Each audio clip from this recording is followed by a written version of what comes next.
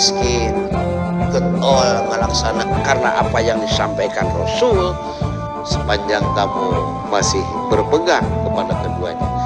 Sabda man fattara sha'iman kana lahu mislu kafiratun lima bainahunna. Qarain atau qarina saling menyertai.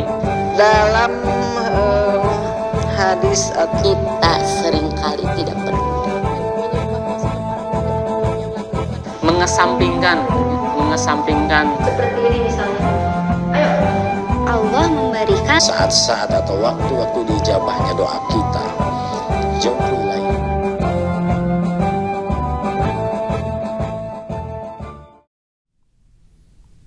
Innal hamdalillahi nahmaduhu wa nasta'inuhu wa nastaghfiruh wa na'udzu billahi min syururi anfusina wa min sayyiati a'malina. May yahdihillahu fala mudhillalah wa may yudlilhu fala hadiyalah.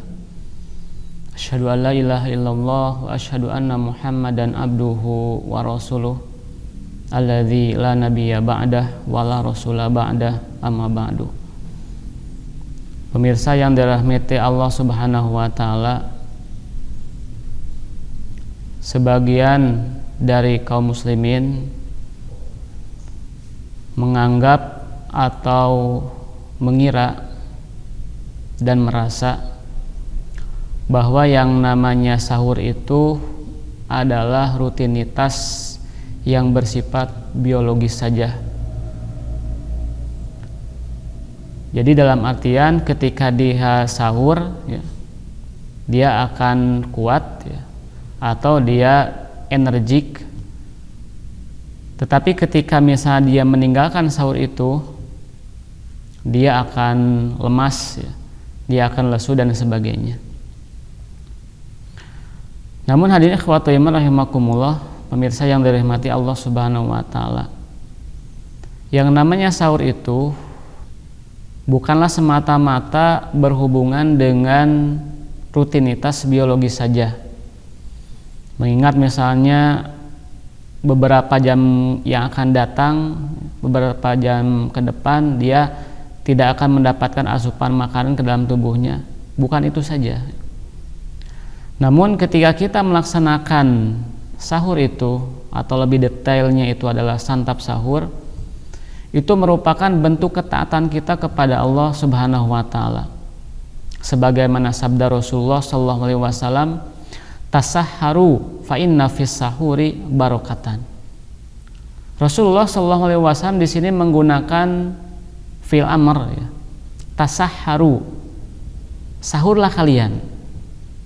Ini adalah perintah dari Rasulullah sallallahu alaihi wasallam. Ketika kita melaksanakan perintah Rasulullah SAW, berarti kita juga sudah melaksanakan perintah dari Allah Subhanahu wa taala. Dan ini adalah ketaatan terhadap Allah Subhanahu wa taala. Yang kedua, hadirin ikhwatu iman rahimakumullah,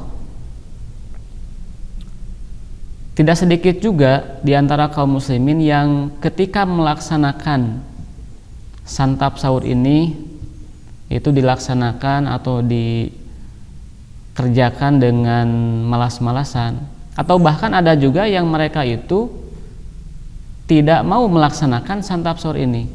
Karena apa? Tadi ketika dia menganggap bahwa ini adalah suatu rutinitas saja, ada saya mah kuat ya. Walaupun saya tidak sahur saya kuat. Nah ini ikhwatu iman rahimakumullah, jadi di sisi lain ada yang menganggap remeh ya santap sahur ini, bahkan ada juga yang meninggalkannya. Tentu saja ketika mereka itu menganggap remeh atau bahkan meninggalkannya, menganggap enteng, itu bukan tanpa sebab, tentu itu dengan sebab. Selain bahwa yang namanya santap sahur ini ya, itu kan dilaksanakan sebelum fajar ya, atau sebelum subuh, yang mana pada waktu-waktu itu selera makan kita kurang baik juga. Kemudian yang kedua, ditambah bagi orang-orang yang belum terbiasa itu merasa ngantuk ya. Tapi selain itu, bahwa ketika seorang itu merasa malas dalam melaksanakan suatu aktivitas, itu diantaranya karena dia itu tidak tahu ya. Yang pertama dia tidak tahu terhadap, kalau saya menyebutnya fasilitas atau sebut saja fadilah ya. Fadilah atau keutamaan yang akan dia dapatkan ketika dia melakukan aktivitas itu. Melakukan kalau di sini santap sahur itu. Dari ikhwatu iman rahimakumullah, seperti misalnya seorang ditawari dengan suatu pekerjaan misalnya, yang mana ditawari dengan, mohon maaf ya, misalnya jadi seorang penyapu ya di suatu rumah. Maka orang yang ditawarinya dia berpikir, saya kalau di pabrik misalnya saya selama 8 jam kemudian saya digaji sebesar 80 atau 100 ribu, bahkan lebih misalnya. Atau kalau jadi mohon maaf di tukang bangunan misalnya, dia bisa mendapatkan gaji satu harinya itu 120 sampai 150. Ini misalnya jadi tukang sapu paling 30 atau 50 ribu misalnya dalam satu hari misal. Dan ikhwatu iman rahimakumullah, tanpa dia bertanya dulu atau tanpa membiarkan orang yang menawari ya, pekerjaannya itu untuk menerangkan ya, fasilitas apa saja yang dia akan dapatkan. Kemudian dia pun menolak. Saya menolak saja karena saya ada pekerjaan yang lain ya, yang bisa saya lakukan. Nah, ini ikhwatu iman rahimakumullah, padahal walaupun ini cerita, ini bisa jadikan pelajaran untuk kita. Padahal misalnya orang yang menawarinya itu akan menjelaskan bahwa fasilitas yang akan dia dapat itu adalah berupa, yang pertama adalah dia akan mendapatkan uang atau gaji senilai misal 10 juta dalam satu bulan, berarti satu minggunya 2,5 juta misalnya. Belum misalnya dia akan dikasih fasilitas berupa rumah dinas ya. Jadi selama dia mau bekerja dia akan diberikan tempat tinggal. Kemudian dikasih makan juga sebelum bekerja ya. Yaitu pada waktu pagi ya, dan kerjanya pun itu hanya beberapa menit saja, beberapa jam saja, atau 1 jam lah, anggap 1 jam. Itu pagi dan sore misalnya. Dan di sela-sela pekerjaannya itu dia bisa bebas mau kemana saja, mau bekerja lagi silahkan, tempat yang lain mau ngojek silahkan, atau yang lainnya silahkan. Yang jelas ketika waktu kerja dia harus ada. Dan ikhwatu iman rahimakumullah, itu karena apa? Karena dia tidak tahu fasilitas yang akan dia dapat ketika dia melakukan aktivitas tersebut. Nah, begitu juga kita sebagai hamba Allah Subhanahu wa taala. Kenapa kita merasa malas? Bahkan ada juga yang rela untuk meninggalkan santap sahur ini karena kita tidak tahu fasilitas yang Allah berikan, akan Allah berikan kepada kita ketika kita taat kepada Allah Subhanahu wa taala. Dalam kasus ini adalah santap sahur itu. Begitu juga sebenarnya terhadap ibadah-ibadah yang lain. Kenapa kita merasa malas? Karena kita tidak tahu balasannya akan Allah berikan kepada kita itu seperti apa atau apa saja. Dan ikhwatu iman rahimakumullah, maka pada kesempatan ini mari kita buka apa saja yang akan Allah berikan kepada kita ketika kita melaksanakan santap sahur ini atau yang berhubungan dengan sahur ini. Rasulullah SAW beliau bersabda dalam suatu hadis riwayat Imam Ahmad, as-sahuru barokatun, as-sahuru akluhu barokatun. Atau dalam hadis yang lain dulu ya, Rasulullah SAW bersabda, tadi sudah disinggung-singgung, tasaharu fa inna fis sahuri barokatan. Tasaharu, santap sahurlah kalian, sahurlah kalian, fa inna fis sahuri barokatan. Karena sungguhnya di dalam sahur itu terdapat berkah. Apa itu berkah? Subutul khairi fi syai'i, tetapnya berbagai kebaikan, berbagai fasilitas fi syai'i, di dalam suatu, pada suatu. Berarti ketika Rasulullah SAW bersabda tasaharu fa inna fis sahuri barokatan, sahurlah kalian, sungguhnya di dalam sahur itu terdapat berkah. Yang mana berkah ini bermacam-macam ya. Sebagaimana yang akan kita bahas pada kesempatan hari ini. Dalam hadis yang lain Rasulullah SAW bersabda, as-sahuru akluhu barokatun. Sahur itu makannya terdapat berkah. Maka Rasulullah SAW melanjutkan, fala tad'uhu. Ini penekanan dari Rasulullah SAW. Fala tad'uhu, maka janganlah kalian meninggalkan sahur itu, makan sahur itu. Walau an yajro'a ahadukum jur'atan min ma'in, walaupun hanya dengan seteguk air saja. Jadi misalnya pada suatu ketika kita kondisinya kesiangan, misalnya hanya tersisa beberapa menit saja untuk kita melaksanakan santap sahur, maka janganlah kita meninggalkannya. Ketika kita bisa minum air ya. Kecuali kalau memang masih luas ya waktunya. Tapi ketika kita hanya dikasih oleh Allah Subhanahu wa Ta'ala kesempatan hanya beberapa menit saja, maka ketika ada air, minum air saja. Karena apa? Karena kata Rasulullah SAW, beliau sampai melarang kita untuk meninggalkannya karena fa innallaha wa malaikatahu yusholluna alal mutasahhirin. Sungguhnya Allah dan malaikatnya itu yusholluna bersalawat alal mutasahhirin, terhadap orang-orang yang sahur itu. Tadi ikhwatun iman rahimakumullah, bayangkan Allah dan malaikatnya itu bersalawat. Kepada siapa? Kepada kita, kepada orang-orang yang sahur itu. Ketika malaikat itu, para malaikat itu bersalawat atas mutasahirin, atau sebut saja kita ya, kepada manusia, maka maknanya adalah mereka itu berdoa untuk kita, mendoakan kebaikan untuk kita, bahkan istighfar untuk kita. Bayangkan makhluk yang paling dekat dengan Allah Subhanahu wa Ta'ala, bahkan dimuliakan oleh Allah Subhanahu wa Ta'ala, itu memintakan ampunan kepada Allah untuk kita, berdoa kebaikan untuk kita. Bayangkan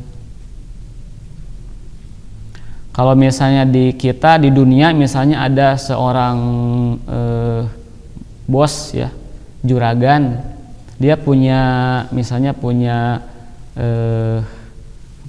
orang terdekat ya, atau misalnya tangan kanan, orang kepercayaan. Kemudian orang kepercayaan itu dia berkata kepada bos tersebut, bos bisa minta waktunya sebentar misalnya. Oh iya, ada apa? Kemudian dia pun berkata, bos tahu kan misalnya orang ini si A misalnya. Oh iya, saya tahu.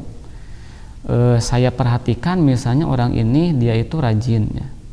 Kemudian dia pun kalau datang itu sebelum masuk sudah ada. Sebelum masuk dia beres-beres dulu. Kemudian dia pun tidak cepat-cepat untuk pulang. Dia beres-beres kembali. Ketika bos misalnya memerintahkan dia dengan suatu tugas tambahan, dia pun melaksanakannya dengan sukarela, bahkan dengan penuh tanggung jawab. Misalnya, kira-kira bos gimana ya kalau kita misalnya sebagai bentuk apresiasi kita kepadanya, kita naikkan saja gajinya beberapa persen saja. Nah, ini ikhwatu iman rahimakumullah. Maka besar kemungkinan bos tersebut itu akan menerima atau akan mengabulkan permintaan dari orang terdekat itu. Mengingat pertama tadi ya, orang yang terdekat itu yang berbicara. Kedua, sebabnya itu adalah karena kerjanya itu atau jasanya itu ya, yang luar biasa terhadap perusahaan orang tersebut. Maka besar kemungkinan akan dikabulkan oleh sang bos itu.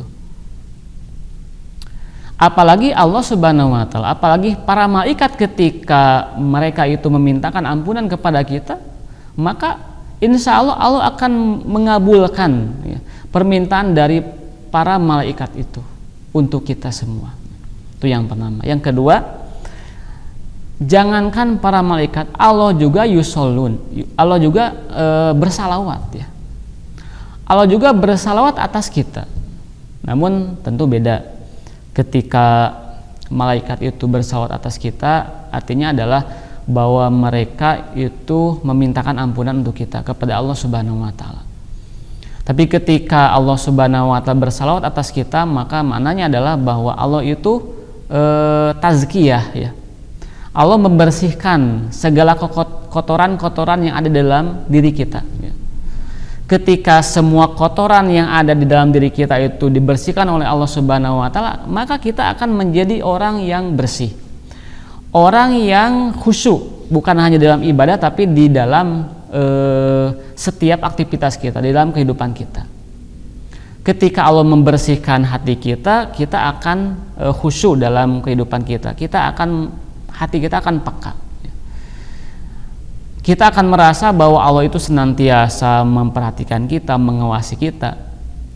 Kita akan merasa bahwa kematian, kemudian surga, neraka itu ada di hadapan kita. Ketika kita itu hatinya bersih.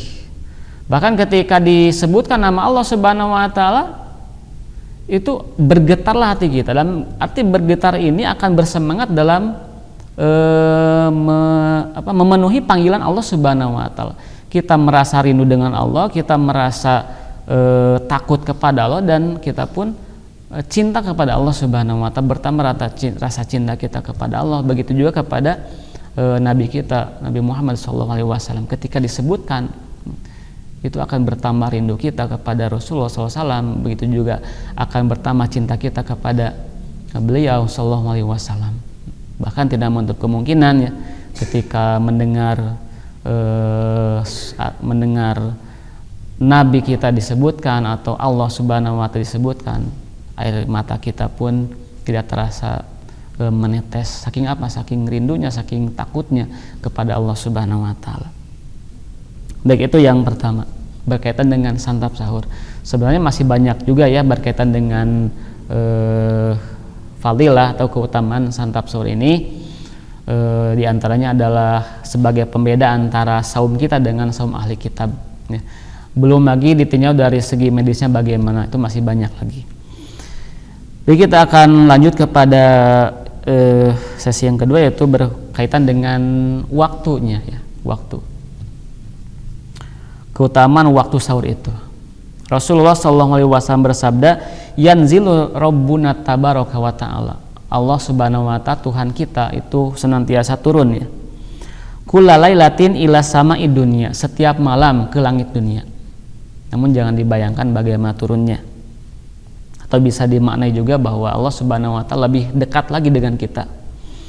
Hina yabqa thuluthul laili, ketika tersisa 1/3 malam al-akhir, yang terakhir. Jadi Allah Subhanahu wa taala tabaraka wa taala senantiasa turun ke langit dunia ketika tersisa 1/3 terakhir malam ya, di akhir malam. Jadi kalau malam dibagi 3, maka malam yang terakhir itulah Allah Subhanahu wa taala turun, penuturan Rasulullah SAW. Kemudian yaqulu, Allah Subhanahu wa taala berfirman, man yad'uni, barang siapa yang berdoa kepadaku, fa'astajib balahu, maka aku akan mengijabah doanya. Jadi ketika kita berdoa, maka di antara waktu yang terbaik untuk berdoa itu adalah 1/3 terakhir malam itu. Silakan berdoa, ingin berdoa apa? Sebagai bentuk kebutuhan kita kepada Allah Subhanahu wa taala, bentuk kefakiran kita kepada Allah Subhanahu wa taala.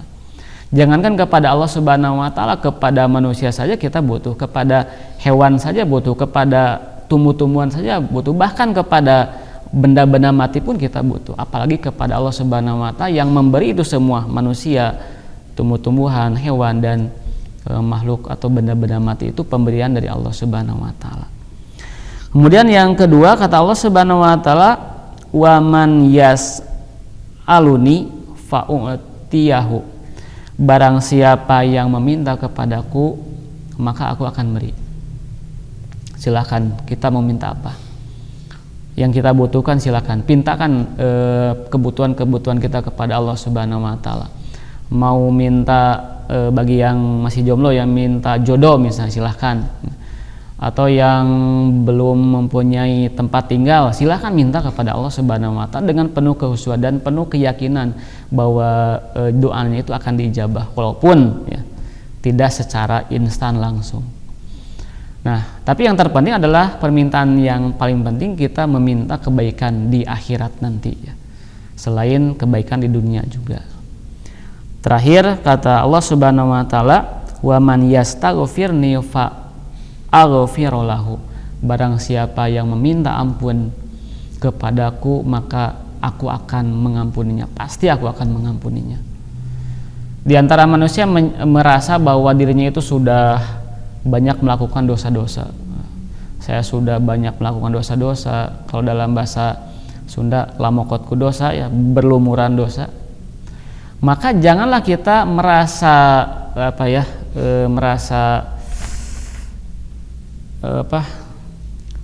putus asa ya dari rahmat Allah Subhanahu wa taala, dari ampunan Allah Subhanahu wa taala. Sebesar apapun dosa-dosa kita, Allah pasti akan mengampuni dosa-dosa kita ya. Pan ada cerita juga ya dari Rasulullah SAW berkaitan dengan orang yang sudah membunuh 100 orang ya. Bahkan oleh Allah Subhanahu wa taala diampuni dosanya. Orang wanita pezina itu diampuni oleh Allah Subhanahu wa taala. Orang yang banyak berbuat maksiat oleh Allah Subhanahu wa taala diampuni. Dengan catatan semasa kita hidup ya, kita masih sempat untuk istighfar kepada Allah Subhanahu wa taala dan memperbaiki segala kesalahan-kesalahan kita. Nah, ini ikhwatul iman rahimakumullah. Itu mungkin ya yang dapat saya sampaikan pada kesempatan hari ini ya.